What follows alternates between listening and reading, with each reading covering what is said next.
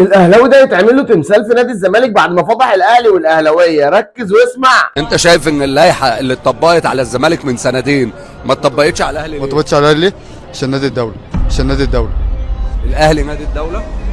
انا راجل اهلاوي صميم. انت جاي من الاستاد متاكد؟ جاي من الاستاد يا طب ايه باشا. اللي حصل؟ اللي حصل يا باشا ان لو ان الاهلي هدد بالانسحاب، والاهلي لو انسحب من الدوري مش هيبقى فيه دوري.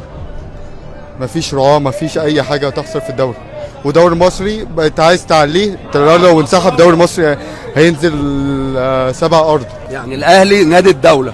الحقيقه انا راجل اهلاوي صميم، انا بقولها لك اهو، انا راجل صريح. انت جاي من الاستاد جاي من معقوله؟ الاستاد ومفان اي دي. عشان بس الناس بتقول ان احنا بنجيب زملكاويه وبعض الحاجات بنجيب اهلاويه. لا لا يا باشا، يا باشا ده اللي انا بقول لك، ده حق ربنا يا باشا. جاب لك من الاخر يا باشا وقال لك احنا نادي الدوله، نادي الفساد، نادي المنظومه، النادي اللي الدوله بتحاول تساعده عشان جماهيره وعشان هو يمشي وعشان يكمل وعشان من الاخر يعني نادي الدوله، ننوس عين امه يعني.